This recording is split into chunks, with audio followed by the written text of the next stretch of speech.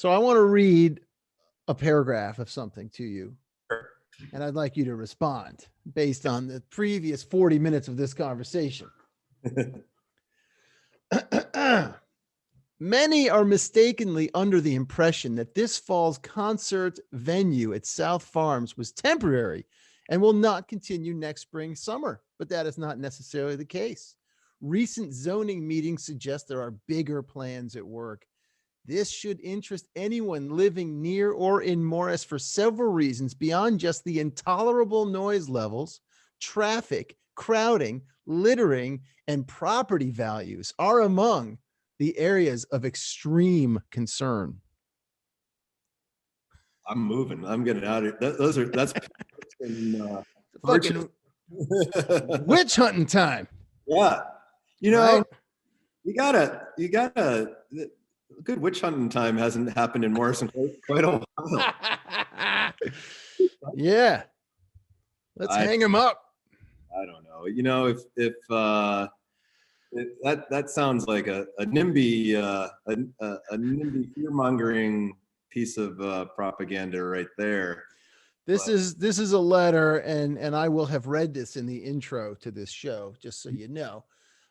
This is a letter that went out by a group that calls themselves the Concerned Citizens of Morris. Yes. And they think this could negatively impact property values in Morris. Meanwhile, Litchfield County has so exploded out of fear from people coming in from the city and wherever else nearby, right? That I don't think your little concerts, and I don't use little as a derogatory term, I don't think they're going to really affect property values, considering they're not happening year round. And wow, wait a minute. You're saying that as a hip young New Yorker with a family, I might be able to pop on over a few miles down the road and catch Grace Potter or Pigeons or whatever other act is coming up over the next couple of years? That actually sounds great. Yeah, I'll pay $5 million for a 1,000 square foot house. Thank you. Yeah. Would it be ironic if I sent that letter out? It would be amazing if you sent that out. Are you copying to sending this letter out? Well, I don't know. It's anonymous, so I guess I can send an anonymous letter. No, it's fear-based. Yeah. And fear doesn't drive any good decision. So you got a lot of pushback from the town, not a lot. It sounds like, I think we talked briefly, right? You've got a small group of citizens who are pissed, who may be older, who don't quite see the benefit of this. And we in Washington are dealing with the same exact stubborn zoning thing, you know, with our Five Senses Festival that the Palobolas Dance Group has been trying to put on. I think they're 3 years in. I filmed the first year, missed a year. I filmed last year. They pivoted as well. And I know that they have battled with the zoning commission in Washington. You know, they had to shorten it from like a 7-day thing to a 3-day thing. And now they're talking about maybe you get 1 day. And I get it to some degree, where if you open the floodgates and say, yeah, anyone could do any sort of, you know, concert or show or experience that they want to do. But at the same time, but in your situation and in our situation, there is that concern of like the element that's coming in. Yes. Right? I love that. I wish the concerned citizens attended a concert. I would have comped them tickets. Sure. And I think the element that was coming in here was an amazing mix of people from our town and surrounding towns. Yeah.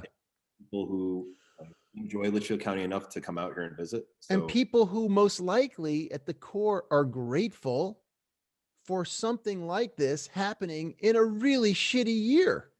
This is COVID year where you just, if you can get out the door, great, good for you. Yeah.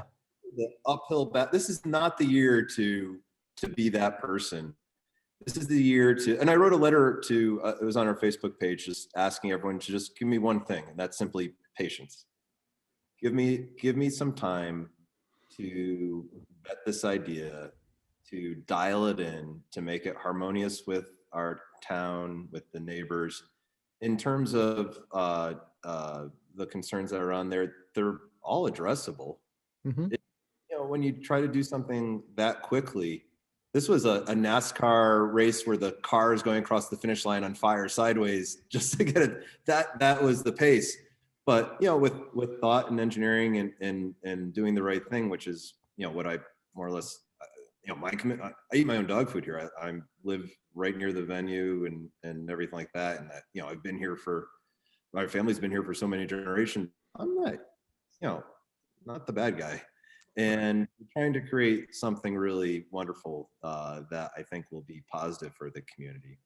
And so to create like strong judgment and pitchforks and torch the thing from time zero, that's not fair.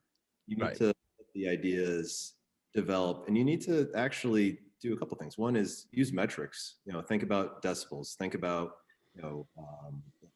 what actually is technically happening. If you just think about, oh, I don't like this, without creating a standard, then how are you ever going to, how is the person you're upset with ever going to improve?